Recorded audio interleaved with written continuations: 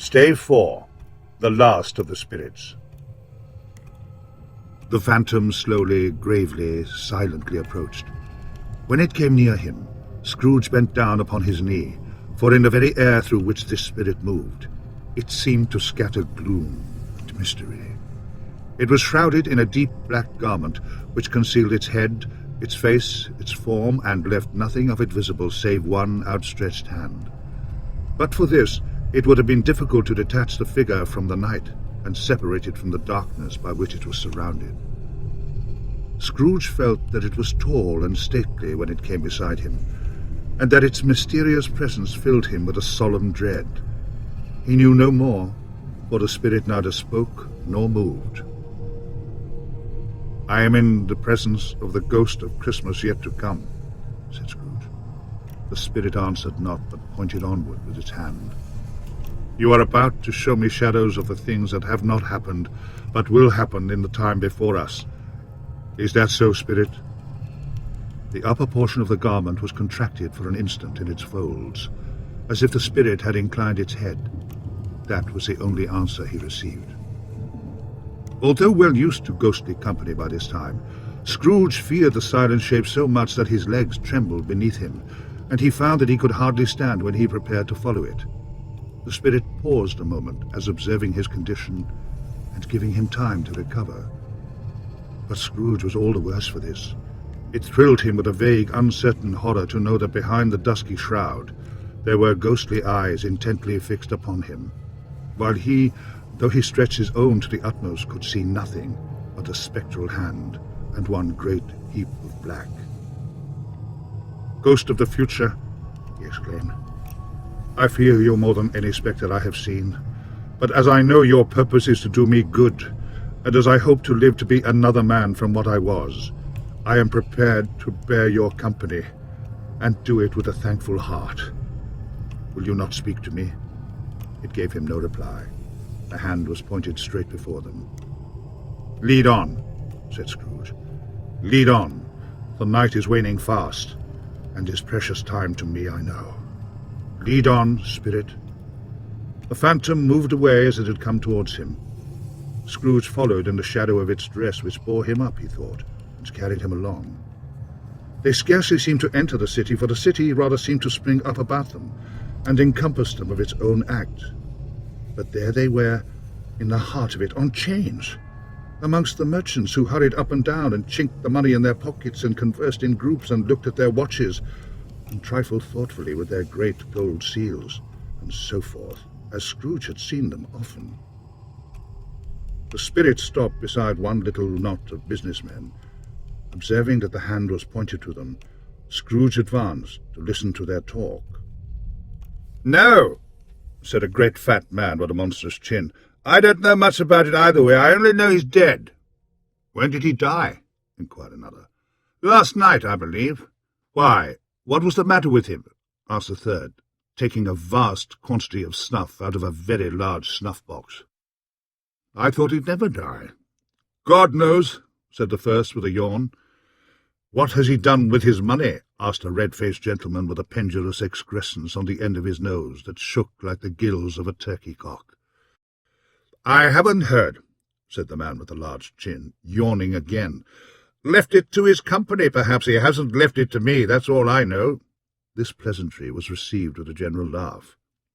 "It's likely to be a very cheap funeral," said the same speaker, "for upon my life, I don't know of anybody to go to it. Suppose we make up a party and volunteer?" "I don't mind going if lunch is provided," observed the gentleman with the excrescence on his nose. "But I must be fed if I make one." Another laugh. "Well, I'm the most disinterested among you after all," said the first speaker, "for I never wear black gloves and I never eat lunch. But I'll offer to go if anybody else will. When I come to think of it, I'm not at all sure that I wasn't his most particular friend, for we used to stop and speak whenever we met. Bye-bye." Speakers and listeners strolled away and mixed with other groups. Scrooge knew the men, and looked towards the spirit for an explanation. The phantom glided on into a street. Its finger pointed to two persons meeting. Scrooge listened again, thinking that the explanation might lie here. He knew these men also perfectly.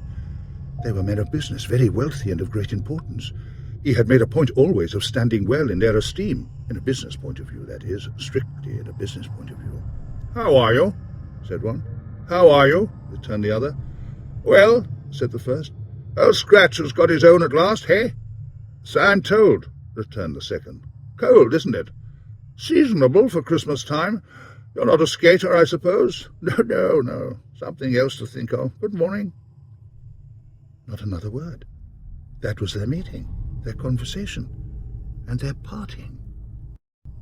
Scrooge was at first inclined to be surprised that the spirit should attach importance to conversations apparently so trivial. But feeling assured that they must have some hidden purpose, he set himself to consider what it was likely to be. They could scarcely be supposed to have any bearing on the death of Jacob, his old partner, for that was past, and this ghost's province was a future. Nor could he think of anyone immediately connected with himself to whom he could apply them. But nothing doubting that, to whomsoever they applied, they had some latent moral for his own improvement, he resolved to treasure up every word he heard and everything he saw, and especially to observe the shadow of himself when it appeared.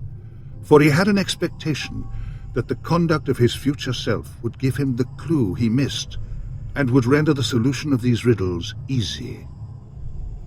He looked about in that very place for his own image, but another man stood in his accustomed corner, and though the clock pointed to his usual time of day for being there, he saw no likeness of himself among the multitudes that poured in through the porch. It gave him little surprise, however, for he had been revolving in his mind a change of life, and thought and hoped he saw his newborn resolutions carried out in this. Quiet and dark beside him stood the phantom with its outstretched hand. When he roused himself from his thoughtful quest, he fancied from the turn of the hand and its situation in reference to himself that the unseen eyes were looking at him keenly. Oh, it made him shudder and feel very cold. They left the busy scene and went into an obscure part of the town where Scrooge had never penetrated before, although he recognized its situation and its bad repute. The ways were foul and narrow, the shops and houses wretched, the people half-naked, drunken, slipshod, ugly. Alleys and archways, like so many cesspools, disgorged their offences of smell and dirt and life upon the straggling streets, and the whole quarter reeked with crime, with filth and misery. Far in this den of infamous resort, there was a low-browed beetling shop below a penthouse roof, where iron, old rags, bottles, bones, and greasy offal were bought. Upon the floor within were piled up heaps of rusty keys, nails, chains, hinges, files, scales, weights, and refuse iron of all kinds. Secrets that few would like to scrutinize were bred and hidden in mountains of unseemly rags, masses of corrupted fat and sepulchres of bones. Sitting in among the wares he dealt in by a charcoal stove made of old bricks was a grey-haired rascal nearly 70 years of age, who had screened himself from the cold air without by a frowsy curtaining of miscellaneous tatters hung upon a line, and smoked his pipe in all the luxury of calm retirement. Scrooge and the Phantom came into the presence of this man just as a woman with a heavy bundle slunk into the shop, but she had scarcely entered when another woman similarly laden came in too, and she was closely followed by a man in faded black, who was no less startled by the sight of them than they had been upon the recognition of each other. After a short period of blank astonishment, in which the old man with the pipe had joined them, they all three burst into a laugh. "Let the charwoman alone to be the first," cried she who had entered first. "Let the laundress alone to be the second, and the undertaker's man alone to be the third. Look here, old Joe, here's a chance, if we haven't all three met here without meaning it." "You couldn't have met in a better place," said old Joe, removing his pipe from his mouth. "Come into the parlour. You were made free of it long ago, you know, and the other two aren't strangers. Stop till I shut the door of the shop. Ah, how it squeaks! There aren't such a rusty bit of metal in the place as its own hinges, I believe, and I'm sure there's no such old bones here as mine. We're all suitable to our calling. We're all well matched. Come into the parlour. Come into the parlour." The parlour was a space behind a screen of rags. The old man raked the fire together with an old stair-rod, and having trimmed his smoky lamp, for it was night, with the stem of his pipe, put it into his mouth again. While he did this, the woman who had already spoken threw her bundle on the floor, and sat down in a flaunting manner on a stool, crossing her elbows on her knees, and looking with bold defiance at the other two. "What odds, then? What odds, Mrs. Dilber?" said the woman. "Every person has a right to take care of themselves. He always did." "That's true indeed," said the laundress. "No man more so." "Why, then, don't stand staring as if you was afraid, woman. Who's the wiser? We're not going to pick holes in each other's coats, I suppose." "No, indeed," said Mrs. Dilber and the man together. "We should hope not." "Very well, then," she cried. "That's enough. Who's the worse for the loss of a few things like these? Not a dead man, I suppose?" "No, indeed," said Mrs. Dilber, laughing. "If he wanted to keep him after he was dead, a wicked old screw, why wasn't he natural in his lifetime? If he had been, he'd have had someone to look after him when he was struck with death, instead of lying gasping out his last there alone by himself." "It's the truest word that was ever spoke," said Mrs. Dilber. "It's a judgment on him." "I wish it was a little heavier judgment," replied the woman. "And it should have been, you may depend upon it, if I could have laid my hands on anything else. Open that bundle, old Joe, and let me know the value of it. Speak out plain. I'm not afraid to be the first, nor afraid for them to see it. We knew pretty well that we were helping ourselves before we met here, I believe. It's no sin. Open the bundle, Joe." But the gallantry of her friends would not allow of this, and the man in faded black, mounting the breech first, produced his plunder. It was not extensive. A seal or two, a pencil case, a pair of sleeve buttons, and a brooch of no great value were all. They were severally examined and appraised by old Joe, who chalked the sums he was supposed to give for each upon the wall, and added them up into a total when he found that there was nothing more to come. "That's your account," said Joe, "and I wouldn't give another sixpence if I was to be boiled for not doing it. Who's next?" Mrs. Dilber was next. Sheets and towels, a little wearing apparel, 2 old-fashioned silver teaspoons, a pair of sugar tongs, and a few boots. Her account was stated on the wall in the same manner. "I always give too much to ladies. That's a weakness of mine. That's the way I ruin myself," said old Joe. "That's your account. If you asked me for another penny and made it an open question, I'd repent of being so liberal and knock off half a crown. And now undo my bundle, Joe," said the first woman. Joe went down on his knees for the greater convenience of opening it, and having unfastened a great many knots, dragged out a large heavy roll of some dark stuff. "What do you call this?" said Joe. "Bed curtains?" "Ah," returned the woman, laughing, and leaning forward on her crossed arms. "Bed curtains, You don't mean to say you took 'em down, rings and all, with him lying there?" said Joe. "Yes, I do," replied the woman. "Why not?" "You were born to make your fortune," said Joe, "and you'll certainly do it." "I certainly shan't hold my hand when I can get anything in it by reaching it out, for the sake of such a man as he was, I promise you, Joe," returned the woman coolly. "Don't drop that oil upon the blankets now." "His blankets?" asked Joe. "Whose else's do you think?" replied the woman. "He isn't likely to take cold without him, I dare say." "I hope he didn't die of anything catching, eh?" said old Joe, stopping at his work and looking up. "Don't you be afraid of that," returned the woman. "I ain't so fond of his company that I'd loiter about him for such things if he did. You may look through that shirt till your eyes ache, but you won't find a hole in it, nor a threadbare place. It's the best he had, and a fine one, too. They'd have wasted it if it hadn't been for me." "What do you call wasting of it?" asked old Joe. "Putting it on him to be buried in, to be sure," replied the woman.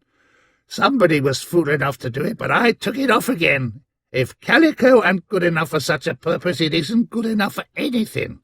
It's quite as becoming to the body. He can't look uglier than he did in that one." Scrooge listened to this dialogue in horror.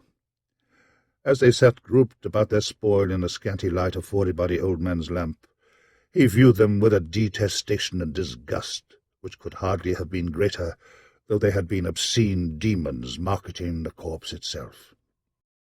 The same woman laughed when old Joe, producing a flannel bag with money in it, told out their several gains upon the ground. "This is the end of it, you see. He frightened everyone away from him when he was alive, to profit us when he was dead."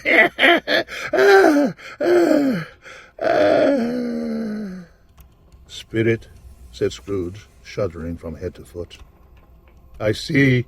The case of this unhappy man might be my own. My life tends that way now. Merciful heaven, what is this?" He recoiled in terror, for the scene had changed, and now he almost touched a bed, a bare, uncurtained bed, on which, beneath a ragged sheet, there lay something covered up, which, though it was dumb, announced itself in awful language.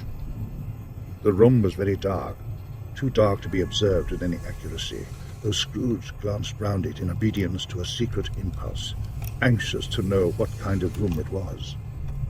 A pale light rising in the outer air fell straight upon the bed, and on it, plundered and bereft, unwatched, unwept, uncared for, was the body of this man. Scrooge glanced towards the phantom. Its steady hand was pointed to the head. The cover was so carelessly adjusted that the slightest raising of it, the motion of a finger upon Scrooge's part, would have disclosed the face. He thought of it, felt how easy it would be to do, and longed to do it. But he had no more power to withdraw the veil than to dismiss the spectre at his side.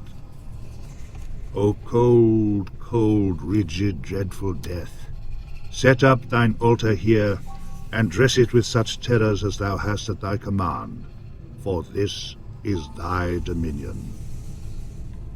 But of the loved, revered, and honoured head thou canst not turn one hair to thy dread purposes, or make one feature odious. It is not that the hand is heavy and will fall down when released. It is not that the heart and pulse are still, but that the hand was open, generous, and true. The heart brave, warm, and tender, and the pulse a man's. Strike, shadow, strike, and see his good deeds springing from the wound, to sow the world with life immortal.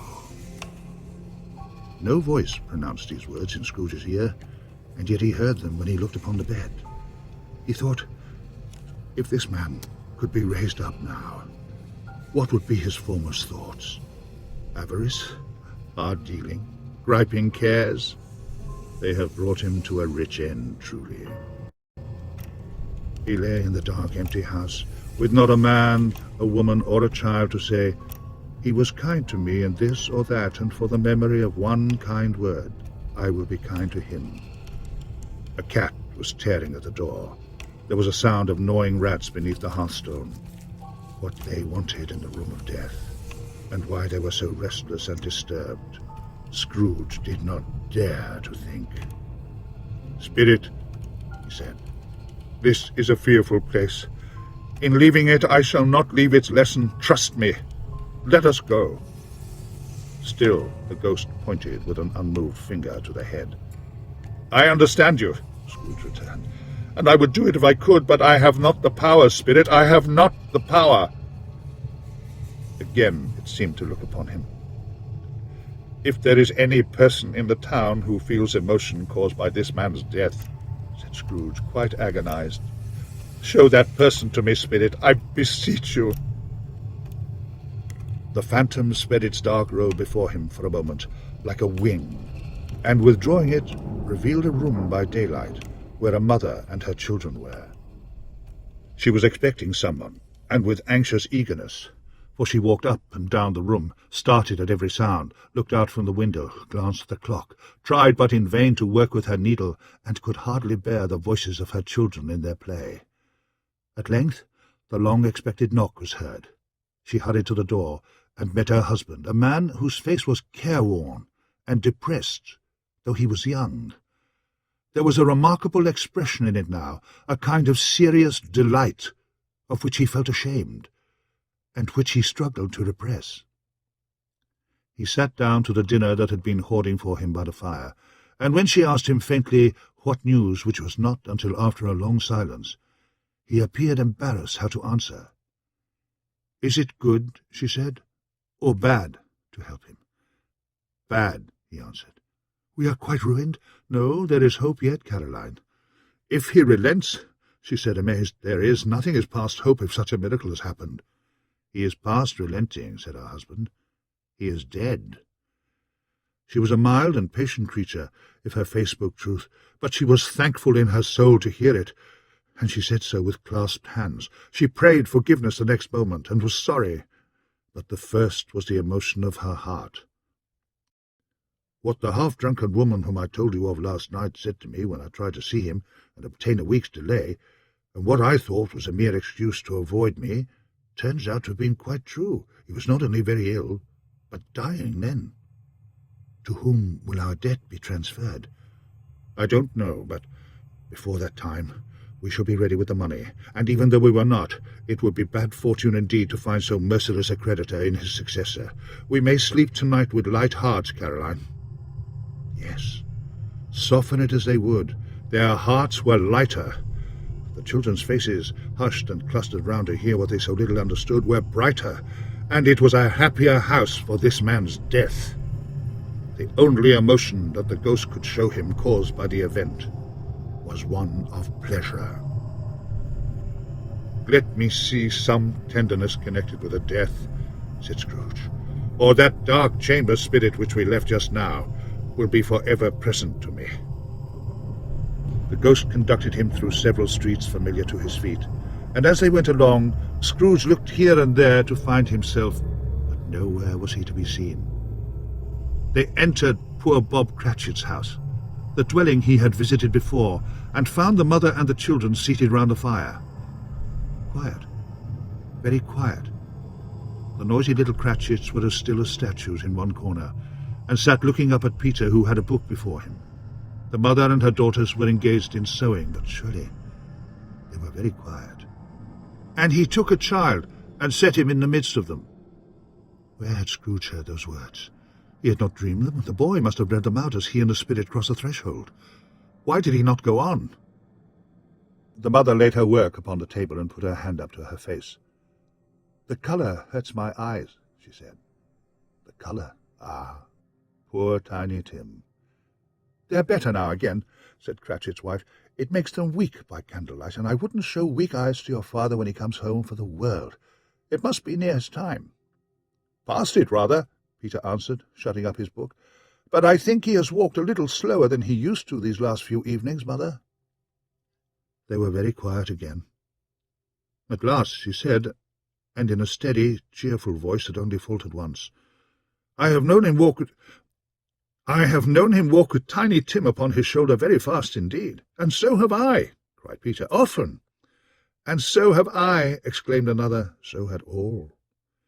"But he was very light to carry," she resumed, intent upon her work, "and his father loved him so that it was no trouble, no trouble. And there's your father at the door."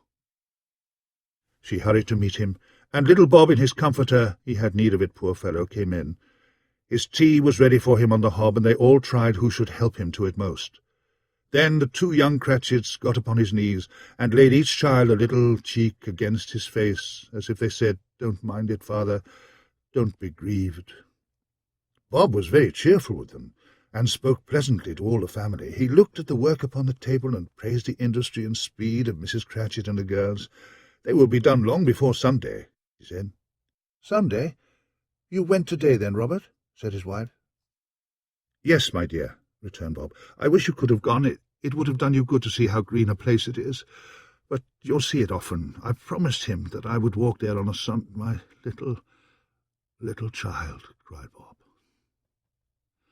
"My little child."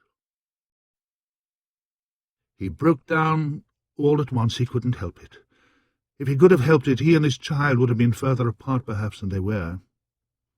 He left the room and went upstairs into the room above, which was lighted cheerfully and hung with Christmas. There was a chair set close beside the child, and there were signs of someone having been there lately. Poor Bob sat down in it, and when he had thought a little and composed himself, he kissed the little face. he was reconciled to what had happened, and went down again quite happy. They drew about the fire and talked, the girls and mother working still. Bob told them of the extraordinary kindness of Mr. Scrooge's nephew, whom he had scarcely seen but once, and who, meeting him in the street that day, and seeing that he looked just a little down, you know, said Bob, enquired what had happened to distress him. On which, said Bob, for he is the pleasantest spoken gentleman you ever heard, I told him. I'm heartily sorry for it, Mr. Cratchit, he said, and heartily sorry for your good wife. By the by, how we ever knew that, I don't know. Knew what, my dear? Why, that you were a good wife, replied Bob. Everybody knows that, said Peter. Very well observed, my boy, cried Bob. I hope they do. Heartily sorry, he said, for your good wife. If I can be of service to you in any way, he said, giving me his card, that's where I live. Pray, come to me. Now, it wasn't, cried Bob, for the sake of anything he might be able to do for us, so much as for his kind way, that this was quite delightful. It really seemed as if he had known our Tiny Tim and felt with us. I'm sure he's a good soul, said Mrs. Cratchit. You would be sure of it, my dear, returned Bob, if you saw and spoke to him. I shouldn't be at all surprised, mark what I say, if he got Peter a better situation. Only hear that, Peter, said Mrs. Cratchit. And then, cried one of the girls, Peter will be keeping company with someone and setting up for himself. Get along with you, retorted Peter, grinning. It's just as likely as not, said Bob, one of these days, though there's plenty of time for that, my dear. But however and whenever we part from one another, I'm sure we shall none of us forget poor Tiny Tim, shall we, or this first parting that there was among us. Never, father, cried they all. And I know, said Bob, I know, my dears, that when we recollect how patient and how mild he was, although he was a little child, we shall not quarrel easily among ourselves and forget poor Tiny Tim in doing it. No, never, father, they all cried again. I'm very happy, said little Bob. I'm very happy. Mrs. Cratchit kissed him, his daughters kissed him, and the two young Cratchits kissed him, and Peter and himself shook hands. Spirit of Tiny Tim, thy childish essence was from God. Spectre, said Scrooge, something informs me that our parting moment is at hand. I know it, but I know not how. Tell me, what man was that whom we saw lying dead? The ghost of Christmas yet to come conveyed him as before, though at a different time, he thought. Indeed, there seemed no order in these latter visions, save that they were in the future, into the resorts of business men, but showed him not himself. Indeed, the spirit did not stay for anything, but went straight on as to the end just now desired, until besought by Scrooge to tarry for a moment. This court, said Scrooge, through which we hurry now, is where my place of occupation is, and has been for a length of time. I see the house. Let me behold what I shall be in days to come. The spirit stopped. The hand was pointed elsewhere. The house is yonder, Scrooge exclaimed. Why do you point away? The inexorable finger underwent no change. Scrooge hastened to the window of his office and looked in. It was an office still, but not his. The furniture was not the same, and the figure in the chair was not himself. The phantom pointed as before. Scrooge joined it once again, and wondering why and whither he had gone, accompanied it until they reached an iron gate. He paused to look round before entering. A churchyard. Here, then, the wretched man whose name he had now to learn lay underneath the ground. It was a worthy place, walled in by houses, overrun by grass and weeds, the growth of vegetation's death, not life, choked up with too much burying, fat with repleted appetite. A worthy place. The spirit stood among the graves and pointed down to one. Scrooge advanced towards it, trembling. The phantom was exactly as it had been, but Scrooge dreaded that he saw new meaning in its solemn shape. Before I draw near to that stone to which you point, said Scrooge, answer me one question. Are these the shadows of the things that will be, or are they the shadows of things that may be only? Still the ghost pointed downward to the grave by which it stood. Men's courses will foreshadow certain ends to which, if persevered in, they must lead. said Scrooge. "But if the courses be departed from, the ends will change. Say it is thus with what you show me." The spirit was immovable as ever. Scrooge crept towards it, trembling as he went, and following the finger read upon the stone of the neglected grave his own name, Ebenezer Scrooge. "Am I that man who lay upon the bed?" he cried upon his knees. The finger pointed from the grave to him and back again. "No, spirit, oh no, no!" The finger still was there. "Spirit," he cried, tight clutching at his robe, "hear me. I am not the man I was. I will not be the man I must have been but for this intercourse. Why show me this if I am past all hope?" For the first time, the hand appeared to shake. "Good spirit," he pursued, as down upon the ground he fell before it, "your nature intercedes for me and pities me. Assure me that I yet may change these shadows you have shown me by an altered life." The kind hand trembled. "I will honour Christmas in my heart and try to keep it all the year. I will live in the past, the present, and the future. The spirits of all three shall strive within me. I will not shut out the lessons that they teach. Oh, tell me, I may sponge away the writing on this stone." In his agony he caught the spectral hand. It sought to free itself, but he was strong in his entreaty and detained it.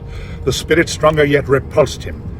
Holding up his hands in a last prayer to have his fate reversed, he saw an alteration of the phantom's hood and dress. It shrank, collapsed, and dwindled down into a bedpost.